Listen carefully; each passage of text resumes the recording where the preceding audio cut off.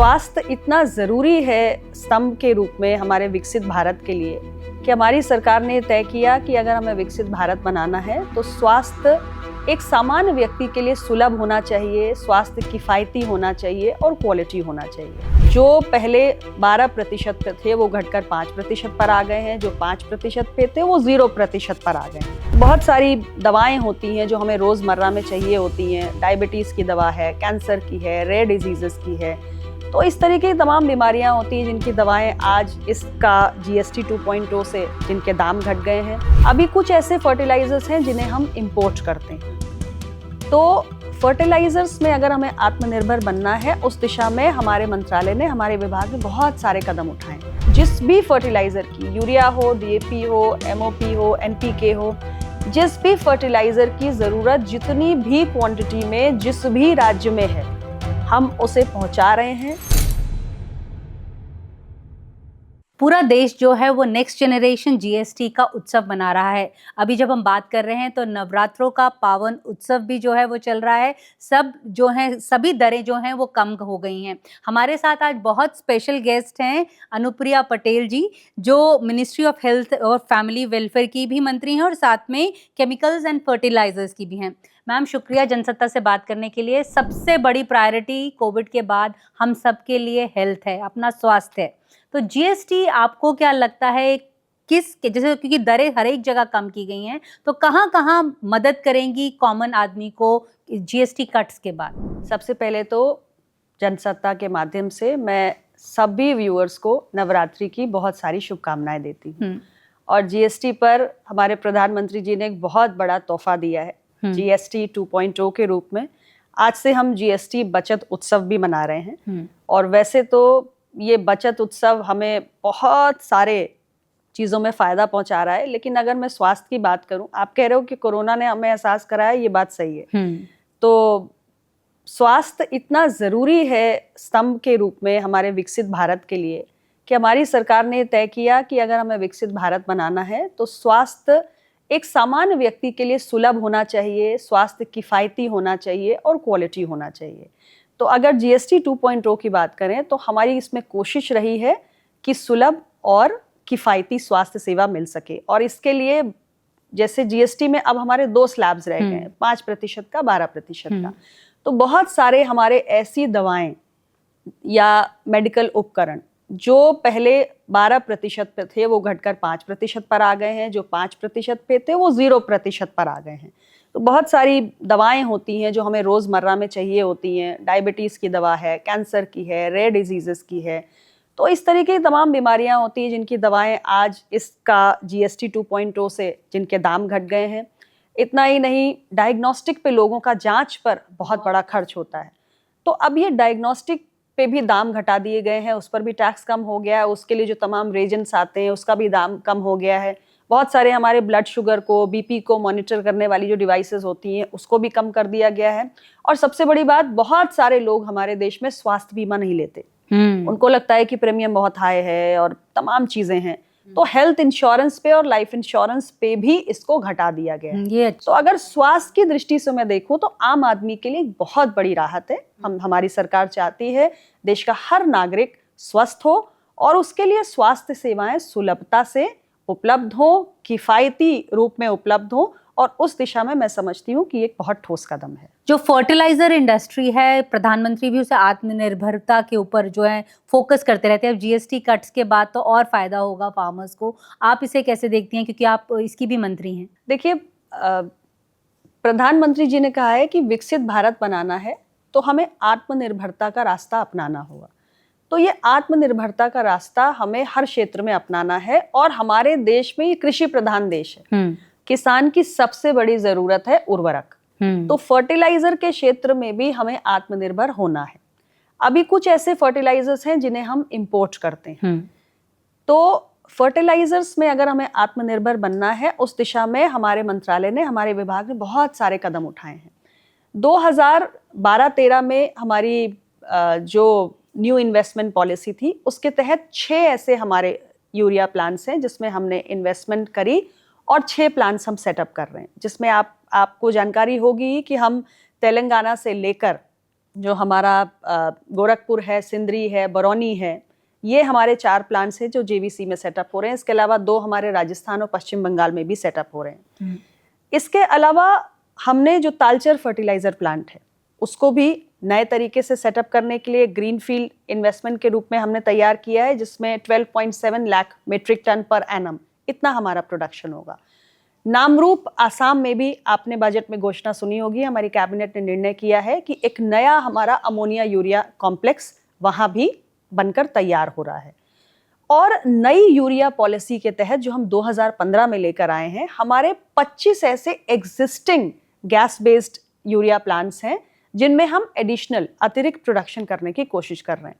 तो इतने सारे प्रयास जो हमने किए, उसके चलते आज मुझे खुशी है ये कहते हुए कि हमारा जो यूरिया का production 225 lakh metric ton per annum हुआ करता था, वो आज बढ़कर 306 से ज्यादा हो गया है। 306 lakh metric ton per annum यहां तक पहुंच गया है। और इसके साथ ही हम जैसे जैसे नई टेक्नोलॉजीज को अडॉप्ट कर रहे हैं, ग्रीन टेक्नोलॉजीज को अडॉप्ट कर रहे हैं, और इसके साथ जो हमारा एक डाइवर्सिफिकेशन हो रहा है कि हम बायो फर्टिलाइजर्स यूज करें या हम ऑर्गेनिक मैन्योर यूज करें, किसानों को हम प्रोत्साहित कर रहे हैं। हमारी ऐसी बहुत सारी योजनाएं हैं। पीएम प्रणाम करके भी हमारी स्कीम चल रही है, जिसमें हम केमिकल फर्टिलाइजर्स के उपयोग को कम करके राज्यों को प्रोत्साहन दे रहे हैं कि किसान हमारे जो बायो फर्टिलाइजर्स हैं उनको उपयोग करें। तो ये भी हमारे जो प्रयास हैं, ये सभी हमको कॉन्फिडेंस देते हैं कि आने वाले समय में भारत हर दृष्टि से जो अलग अलग किस्म के फर्टिलाइजर्स हमारे यहाँ होते हैं, उपयोग में आते हैं, उसमें आत्मनिर्भर होगा और हमारी जो इंपोर्ट डिपेंडेंस है वो कम। मैम, कुछ स्टेट्स का कुछ हमने देखा था, कुछ स्टेट्स की ये भी कंप्लेंट थी कि कहीं जगह कमी हो रही है फर्टिलाइजर्स को लेकर। जब आपने रिव्यू किया होगा, कुछ ऐसा पाया था आपने? देखिए, शुरुआती दौर में जरूर थोड़ी सी समस्या आई थी रेड सी क्राइसिस के चलते, लेकिन अब ऐसी स्थिति नहीं है। फर्टिलाइजर की, जिस भी फर्टिलाइजर की, यूरिया हो, डीएपी हो, एमओपी हो, एनपीके हो, जिस भी फर्टिलाइजर की जरूरत जितनी भी क्वांटिटी में जिस भी राज्य में है, हम उसे पहुंचा रहे हैं। हमारे सभी राज्यों के पास उनकी आवश्यकता के अनुरूप फर्टिलाइजर के स्टॉक्स हैं और कहीं किसी प्रकार की कोई कमी नहीं है। मंत्रालय में विभागीय स्तर पर लगातार हम सारे राज्यों के साथ इस फर्टिलाइजर की अवेलेबिलिटी को लेकर मीटिंग करते हैं। एकदम कड़ी उसके ऊपर हमारी नजर रहती है, पूरी निगरानी होती है। सप्लाई साइड पर कहीं कोई इशू नहीं है। आज पूरी कंफर्टेबली हमने जो फर्टिलाइजर्स हैं उनकी उपलब्धता हर जगह बनाकर रखी हुई है। मैम, जो सरकार स्वदेशी अभियान चला रही है और नारी सशक्तिकरण अभियान चला रही है, आप बतौर मंत्री कैसे इसके साथ जुड़ी हैं और क्या लगता है आपको? देखिए, स्वदेशी की भावना तो हम सब के मन में होनी चाहिए। हम अगर अपने देश का झंडा बुलंद नहीं करेंगे, हम अपने मेक इन इंडिया को आगे नहीं बढ़ाएंगे, तो कैसे कोई और, कैसे उस हमारे देश आगे बढ़ेगा? बिल्कुल। तो हमारे देश में जो बनी हुई चीजें हैं उन पर उनका हमें उपयोग करना चाहिए, उनको खरीदना भी चाहिए, ताकि हमारे जो अपने लोग हैं उनको प्रोत्साहन मिल सके। तो स्वदेशी की मुहिम का प्रधानमंत्री जी ने आह्वान भी किया है और इसे हम सबको मिलकर आगे बढ़ाना है। ये महज कोई सरकारी कार्यक्रम नहीं है, बल्कि इसमें देशवासियों की भावना जुड़ेगी। हर घर स्वदेशी से, जब प्रधानमंत्री जी कहते हैं कि जब हर घर स्वदेशी सामानों से सजेगा, हर दुकान पर स्वदेशी सामान मिलेगा और हर भारतीय नागरिक अपने जीवन में विदेशी वस्तुओं को हटाकर स्वदेशी को लाने का काम करेगा, तभी भारत सही मायनों में आत्मनिर्भर बनेगा। इसके साथ ही जो आपने बात की स्वस्थ महिला सशक्त परिवार की, इस अभियान को हमने शुरू किया प्रधानमंत्री जी के 75वें जन्मदिन पर 17 सितंबर को, और इसके तहत महिलाओं के स्वास्थ्य को सर्वोपरि रखते हुए पूरे देश भर में 17 सितंबर से लेकर बापू की जयंती तक 2 अक्टूबर तक एक वृहद अभियान चल रहा है। उस अभियान के तहत देश भर के अंदर लाखों स्वास्थ्य शिविर आयोजित किए जा रहे हैं और इसमें महिलाओं के और बच्चों के स्वास्थ्य से जुड़ी हुई तमाम सुविधाओं के प्रबंध हैं। यानी महिलाएं वहां जाकर डायबिटीज की, हाइपरटेंशन की, कैंसर की जांच करा सकती हैं, एनीमिया की जांच करा सकती हैं। जो गर्भवती महिलाएं हैं वो अपना एंटीनेटल चेकअप करा सकती हैं। बच्चों का अगर टीकाकरण होना है वो सुविधाएं भी वहां दी जा रही हैं। इसके अलावा न्यूट्रिशन, पोषण बहुत जरूरी है, तो पोषण पर उनके काउंसलिंग सेशंस भी आयोजित किए जा रहे हैं, क्योंकि ये 8वां राष्ट्रीय पोषण माह भी इसके साथ समायोजित हो गया है।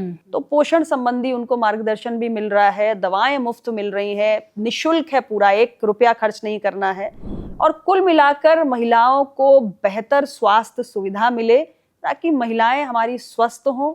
स्वस्थ महिला ही एक मजबूत, एक सशक्त परिवार का आधार है, और परिवार सशक्त हैं तो देश भी सशक्त ही होगा। प्रधानमंत्री अभी 75 साल के हुए, आप उनके साथ उनकी कैबिनेट में 3 बार रह चुकी हैं, तो किस तरह काम करते हैं? ज़्यादा काम करवाते हैं मंत्री लोगों से, और उनकी अचीवमेंट्स के बारे में आप क्या शेयर कर सकते हैं? हमारे देश की आबादी है 142 करोड़, इतना बड़ा देश जिसमें इतनी डाइवर्सिटीज़ हों, और डेवलपिंग देश है जिसको हम डेवलप देश बनाना चाहते हैं, तो प्रधानमंत्री जी जिस तरह परिश्रम करते हैं उसकी आवश्यकता है, और हमारे टीम लीडर के रूप में वो परिश्रम करते हैं, तो हम सब भी उनके पद चिन्हों पर चलते हैं। हालांकि उनके जितना परिश्रम तो शायद ही कोई कर पाता हो, लेकिन ये सच है कि प्रधानमंत्री नरेंद्र मोदी जी का ये 3रा कार्यकाल है, और हमारी सरकार ने इस देश के आम जनमानस में देश की राजनीति को लेकर, देश की एक शासन व्यवस्था को लेकर एक नए किस्म का आत्मविश्वास लोगों में जगाया है। लोगों को ये बताया है कि राजनीति सिर्फ चुनावी परिणामों तक सीमित नहीं है, बल्कि हमारी सरकार ने उसे उसके आगे ले जाकर रियल गवर्नेंस जिसे कहते हैं, जिससे लोगों के जीवन में वाकई जमीनी स्तर पे बदलाव आ सके, वहां हम लेकर गए हैं। तो पॉलिटिक्स ऑफ, जो कहते हैं ना कि पहले एक ऐसी पॉलिटिक्स होती थी जिसमें प्रोपोगेंडा होता था, जिसमें बड़े बड़े प्रोमिसेस किए जाते थे और बात वहीं खत्म हो जाती थी। आज जो राजनीति का दौर है उसमें पॉलिटिक्स ऑफ परफॉर्मेंस है, परफॉर्मेंस के साथ जो प्रोमिसेस हमने किए हैं उसको हम पूरा करते हैं। तो लोगों के अंदर एक नए किस्म का विश्वास है, और इसलिए आज देखिए कि देश की जो अर्थव्यवस्था है 4थे नंबर की अर्थव्यवस्था बन गई है। आज हम 3रे नंबर की अर्थव्यवस्था बनने जा रहे हैं। आज हमारे देश के अंदर 25 करोड़ लोग गरीबी रेखा से बाहर निकले हैं। इसलिए निकले हैं क्योंकि हम सिर्फ योजनाओं की घोषणा नहीं करते, बल्कि हम ये सुनिश्चित करते हैं कि जो योजनाएं हमारी सरकार घोषित कर रही है उन योजनाओं को जमीन पर 100% पहुंचाया जाए। तो हम 100% संतृप्तिकरण के फॉर्मूले पर चलते हैं, यानी एक भी व्यक्ति जो लाभार्थी है, जो एलिजिबल है, उस योजना के लाभ से वंचित नहीं रहना चाहिए, और इसीलिए 25 करोड़ लोग गरीबी रेखा से बाहर निकले हैं। तो आज ये ऐसी सरकार है जिसने देश के अंदर जातीय जनगणना कराने का ऐतिहासिक फैसला किया है, जिसकी मांग सालों से हो रही थी।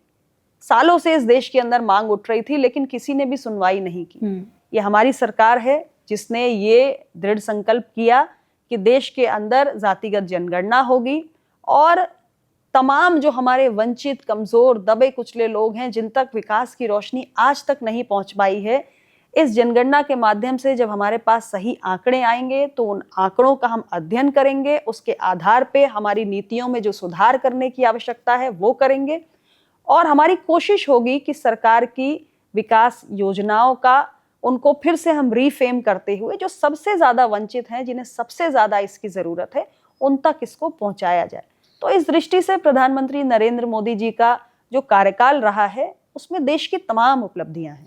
मैम, आपने कास्ट सेंसस की बात की, इसके बारे में कुछ टाइमलाइन है, कुछ टाइम फ्रेम है? क्योंकि ऑपोजिशन का कहना है कि उनकी मांग थी जिसके ऊपर नरेंद्र मोदी सरकार जो है अब कार्रवाई कर रही है। देखिए, अगर वो ये सोचकर खुश होना चाहते हैं तो हमें इसमें कोई समस्या नहीं है। हमारे लिए देश प्रथम है। हमारे लिए देश की एक बहुत पुरानी मांग थी, एक ऐसी मांग जो सीधे सीधे सामाजिक न्याय की विचारधारा से जुड़ी हुई है।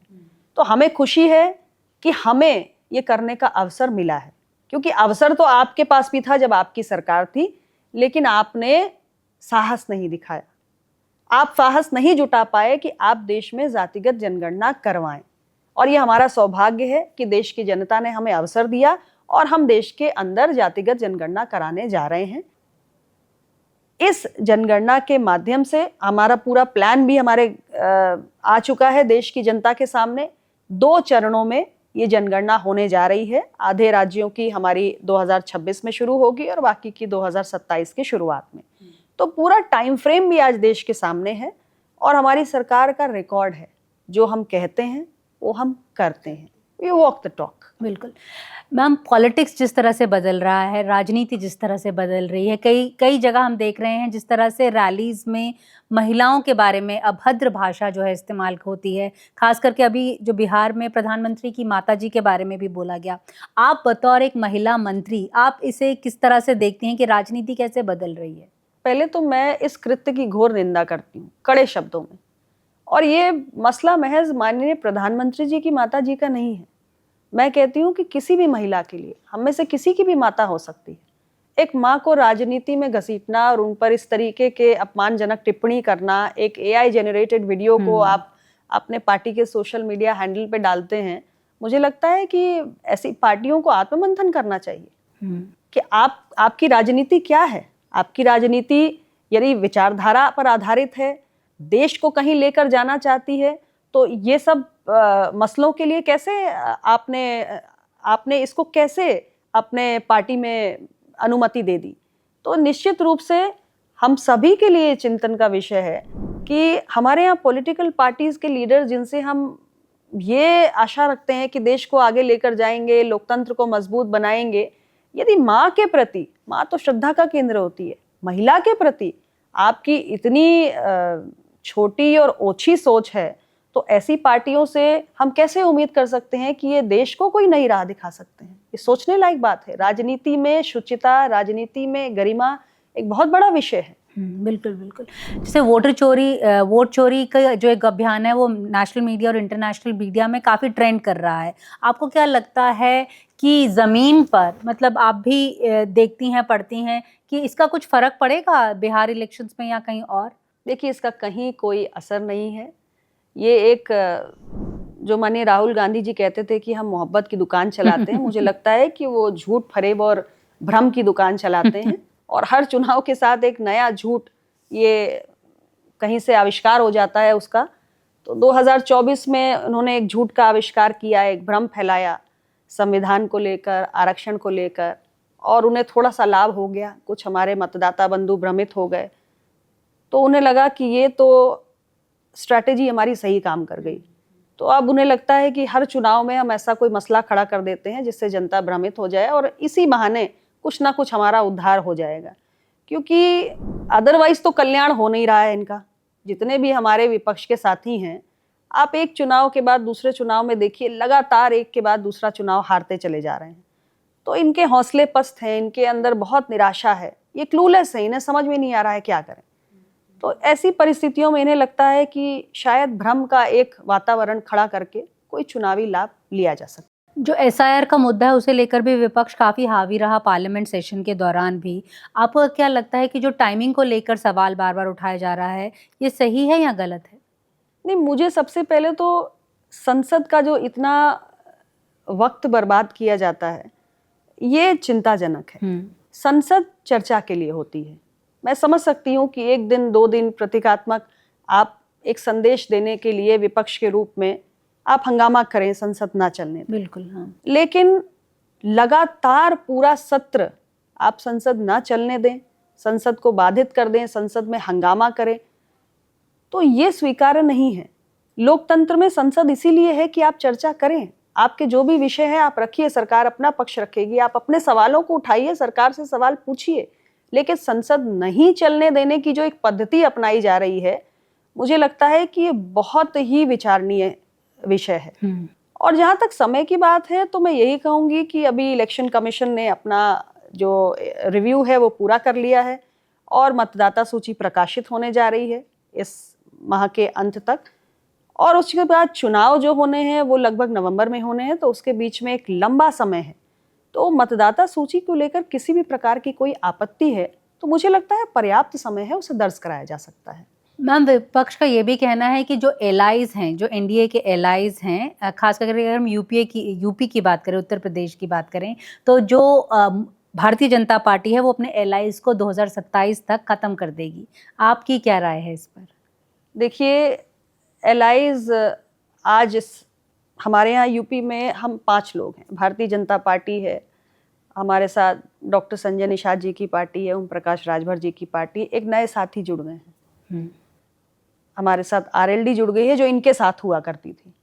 तो आप देखें तो जो इनके साथ हुआ करते थे वो हमारे साथ आ गए, राजभर जी भी इनके साथ गए थे, वो वापस आ गए, आरएलडी इनके साथ थी, वो हमारे साथ आ गई। तो इनके जो आर्ग्यूमेंट्स हैं उनमें तो कोई दम है नहीं, सही मायने में इनके साथ कोई नहीं टिक रहा है। हर चुनाव के बाद इनके अपने गठबंधन में जो सर फुटवल की नौबत आती है वो हम सब देखते हैं। तो हमारा एनडीए तो इंटैक्ट है। और मैं यदि अपनी पार्टी की बात करूं तो 1 नहीं, 2 नहीं, 3 नहीं, 5 इलेक्शन लगातार हमने लड़े। 2014 के बाद 2017 लड़ा, 2019 लड़ा, 2022 लड़ा, 2024 लड़ा, और 5 इलेक्शन में आज अपना दल, मैं अपनी पार्टी की बात करूं तो हमारी पार्टी आज उत्तर प्रदेश के अंदर तीसरी सबसे बड़ी राजनीतिक शक्ति के रूप में उभरी है। तो हमारा एनडीए प्रधानमंत्री नरेंद्र मोदी जी के नेतृत्व में पूरी तरीके से एकजुट है।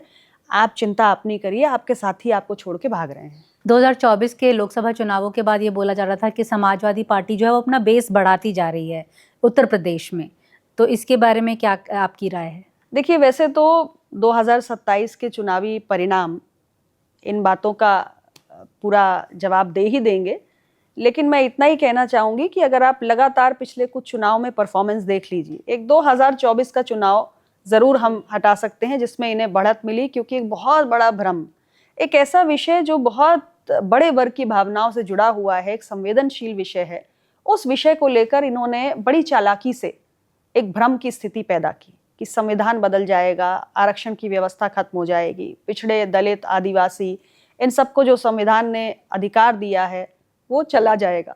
और वो इतना संवेदनशील विषय था कि जिसके चलते हमारे मतदाता भ्रमित हुए। बहुत सारे मतदाता हमारे शिक्षित भी नहीं होते हैं, बहुत सारे बहुत भ्रमित हो जाते हैं आसानी से, उसमें इन्हें लाभ जरूर हो गया। लेकिन उसके अलावा आप जितने भी चुनाव हैं देख लीजिए, और समाजवादी पार्टी का आप ग्राफ देख लीजिए कहाँ जा रहा है।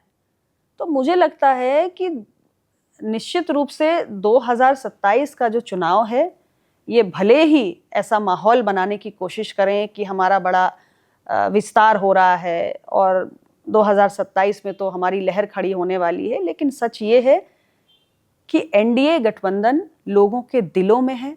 प्रधानमंत्री नरेंद्र मोदी जी का जो गवर्नेंस का मंत्र है, जिससे एक जमीनी व्यक्ति के जीवन में बदलाव होता है, वो लोगों के मन को छूता है।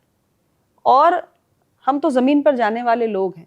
जिस तरीके से हमारी योजनाएं जमीन पर पहुंची हैं भारत सरकार की, आज यूपी एक बदला हुआ राज्य है। हम कुछ समय पहले, कुछ सालों पहले के यूपी से अगर आज के यूपी की तुलना करें तो बहुत बड़ा परिवर्तन है। यूपी आज एक मॉडल ऑफ प्रोग्रेस है। भारत सरकार की इतनी योजनाएं यहाँ पर पहुंची हैं। मैं केवल गरीब कल्याण योजनाओं की बात नहीं कर रही, इसके अतिरिक्त जो बड़े से बड़े इंफ्रास्ट्रक्चर प्रोजेक्ट्स पहुंचे हैं और हर सेक्टर में जितना काम, अभूतपूर्व काम हुआ है लोगों के लिए, आज यूपी एक एस्पिरेशनल यूपी बन चुका है और लोगों को लगता है कि उनके सपने पूरे हो सकते हैं। आप एनडीए को साथ लेके चलने की बात कर रही हैं, लेकिन इस तरह की भी खबरें हैं कि आपकी पार्टी जो है पंचायत इलेक्शंस अकेले लड़ने जा रही है। पंचायत इलेक्शन स्थानीय स्तर पे हमारे छोटे कार्यकर्ताओं का इलेक्शन होता है और हर पार्टी के कार्यकर्ता इच्छुक होते हैं लड़ने के लिए। सब पार्टी छोटे छोटे कार्यकर्ताओं को मौका देती है, क्योंकि छोटे कार्यकर्ता जो असेंबली इलेक्शन नहीं लड़ सकते, विधायक सांसद का चुनाव नहीं लड़ सकते, उनके लिए यही अवसर होता है। तो सब पार्टियां तैयारी करती हैं। बीजेपी के भी कार्यकर्ता लड़ना चाहेंगे, हमारे भी लड़ना चाहेंगे, आरएलडी के, राजभर जी की पार्टी के, निषाद जी की पार्टी के, सभी लड़ना चाहेंगे। तो इसमें मुझे लगता है कि ऐसी कोई दुविधा नहीं है और कहीं ना कहीं इससे विस्तार ही होता है पार्टी का, और सब पार्टियां अपना अपना संगठन बढ़ाएंगी तो अच्छा है। ओवरऑल हमारे गठबंधन को बहुत फायदा होगा। बिल्कुल। एक और जो सवाल लोग हमेशा बात करते हैं कि आजकल यूपी में सिर्फ ठाकुरवाद चल रहा है और कुछ नहीं चलता, बाकी की किसी की जगह नहीं बची है वहाँ पर। अब लोग हैं, अपनी अपनी भावनाएं हैं, लेकिन हमारा एक ही मंत्र है, उत्तर प्रदेश को प्रगति के मार्ग पर आगे लेकर जाना है। प्रधानमंत्री नरेंद्र मोदी जी के नेतृत्व में हमने यही सीखा है कि डेवलपमेंट एक ऐसा प्लैंक है जिस पर हर कोई आपके साथ आ सकता है। और हमारी सरकार तो कहती है सबका साथ, सबका विकास, सबका प्रयास, सबका विश्वास। तो उत्तर प्रदेश में हर किसी के अंदर आज एक आकांक्षा है आगे बढ़ने की, और हमारी सरकार की कोशिश है कि राज्य आगे बढ़े, और राज्य आगे बढ़ेंगे तो देश आगे बढ़ेगा। उत्तर प्रदेश आगे बढ़ रहा है, अभी और आगे बढ़ेगा। आप, आखिरी सवाल, फिट रहे इंडिया की आप, मुझे लगता है कि आप मैस्कॉट बनने वाली हैं, क्योंकि आप धीरे धीरे बहुत फिट होती जा रही हैं। इसका क्या राज है? कुछ नहीं, प्रधानमंत्री जी ने कहा कि योग करो। हाँ। और हम लोगों ने रियलाइज किया कि पब्लिक लाइफ में रहना आसान नहीं होता है। वैसे तो हर व्यक्ति के जीवन में बहुत आज तनाव है, लेकिन हम लोगों को थोड़ा तनाव बाहर फेंकना होता है, सिस्टम से निकालना होता है, डिस्ट्रेस करना होता है। तो जब समय मिलता है योग हाँ करती हूँ, और योग के बहुत लाभ है। मैं तो आपके चैनल के माध्यम से आम जनमानस को भी यही कहना चाहूंगी कि स्वास्थ्य हम सबकी प्राथमिकता होनी चाहिए, और बढ़ती उम्र के साथ तमाम किस्म की आजकल तो हमारा जो जीवन शैली हो गई है, उस जीवन शैली, न खान पान उतना शुद्ध रहा है, न उतना हम शारीरिक श्रम कर पाते हैं। आप देखिए हर परिवार में जहाँ भी मैं जाती हूँ, किसी को डायबिटीज़ है, किसी को ब्लड प्रेशर है, कैंसर इतनी तेज़ी से बढ़ रहा है, किसी को जोड़ों में दिक्कत है। हर व्यक्ति किसी न किसी किस्म के तनाव से जूझ रहा है। तो मुझे लगता है कि शारीरिक तनाव हो, मानसिक तनाव हो, भावनात्मक तनाव हो, इन सब से मुक्ति का एक बहुत अच्छा मंत्र है योग। योग हमारे मन, हमारे शरीर, हमारे आत्मा को एक साथ तारतम्य में जोड़ता है, और हम सबको जीवन में थोड़ा समय रोज अपने लिए भी निकालना चाहिए। आप करती हैं रोज योग? जितना समय मिलता है करती हूँ। 100% तो नहीं कह सकती, लेकिन अधिकतम जितना समय मिलता है मैं योग करती हूँ। आज भी किया है। चलो बहुत बढ़िया। Thank you so much ma'am, शुक्रिया जनसत्ता से बात करने के लिए। Thank you.